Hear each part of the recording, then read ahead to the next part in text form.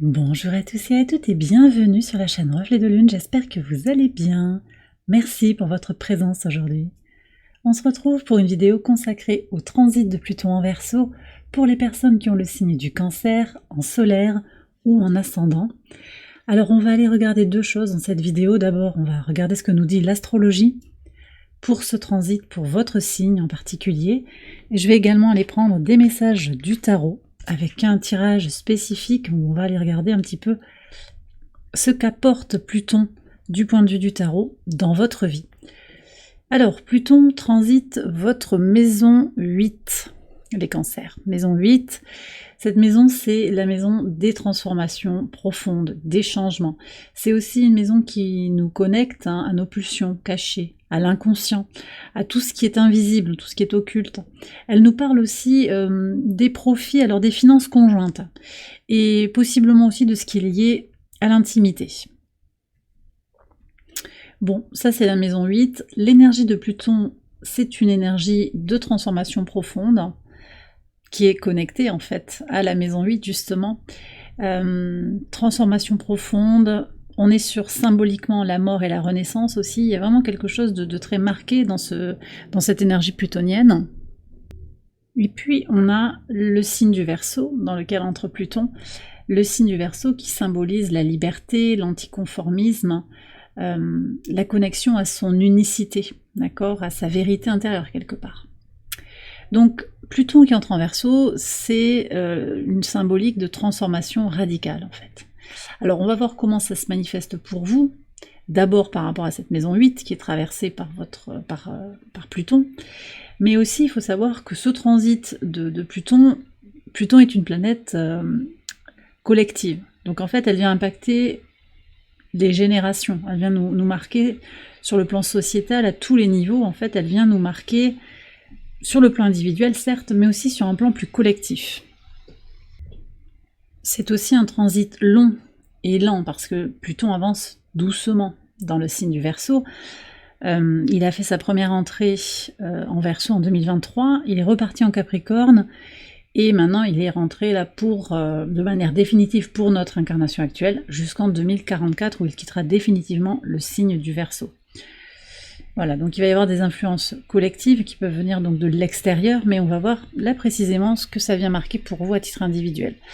Donc, avec Pluton en maison 8, on est sur quand même une renaissance personnelle, peut-être suite à des épreuves ou à des révélations. Il y a quelque chose qui se transforme très profondément dans votre intériorité. On peut être aussi attiré par l'exploration de tout ce qui est caché, tout ce qui est invisible, l'ésotérisme, les mystères de la vie et de la mort, il peut y avoir quelque chose comme ça aussi. Et il peut y avoir des transformations par rapport à son rapport à l'intime, par rapport à tout ce qui est inconscient, tout ce qui est caché, invisible en soi. Et puis, on va aussi possiblement avoir une transformation du rapport aux finances conjointes, des héritages, la manière qu'on a d'investir, le rapport qu'on peut avoir à des prêts d'argent aussi. Voilà, ça c'est pour l'astrologie. Maintenant je vais regarder ce que nous dit le tarot pour vous. Alors on va être plus dans une lecture individuelle ici. Je vais aller voir en 3 cartes en fait ce que vous avez à libérer avec ce transit de Pluton en Verseau. Ce qui se transforme en vous et le potentiel futur de cette transformation. Alors on y va. Donc, ce que vous devez libérer ici, ce qui se transforme en vous et le potentiel de cette libération. Alors, qu'est-ce que vous devez libérer? D'accord, bon bah on est à fond sur la maison 8, on a le signe du Scorpion, Pluton qui revient. Ok, je vais vous expliquer. Ce qui se transforme en vous, la tour, d'accord, et le potentiel, waouh. Et ouais, en même temps c'est très logique, hein. On a que du Scorpion ici, maison 8, Mars, énergie de Mars, énergie du Scorpion, énergie de Pluton. Bon, je vais vous expliquer tout ça.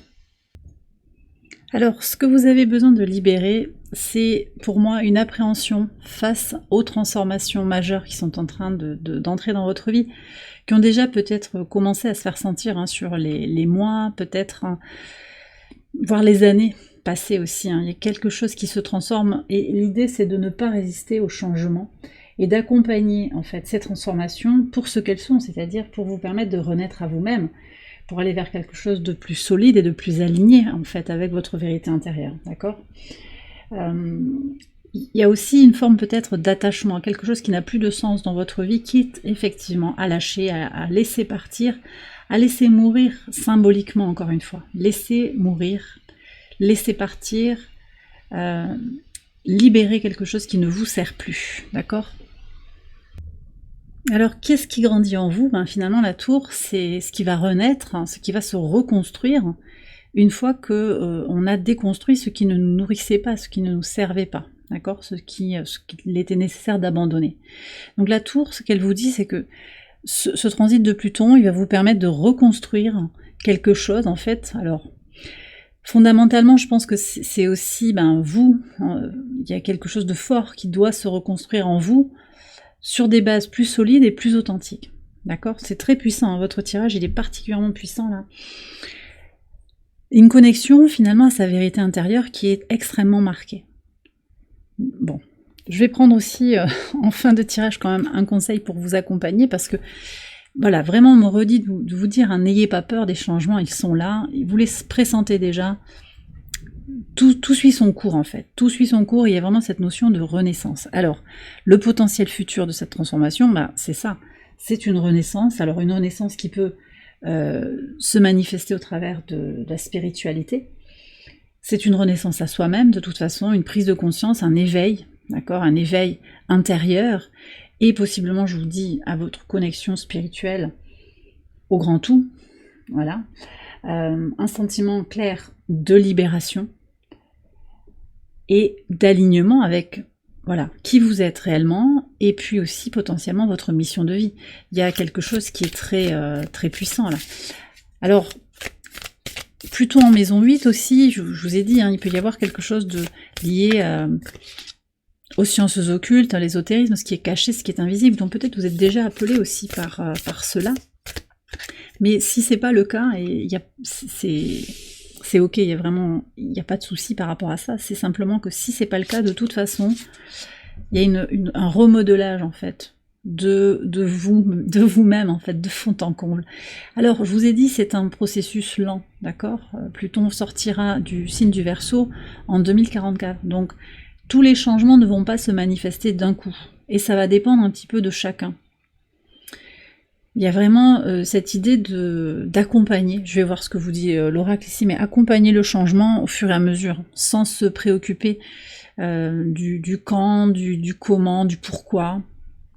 Suivre le mouvement, voilà, accompagner le changement, parce que la vie est changement, il n'y a rien qui est immuable, qui est complètement figé, au contraire en fait.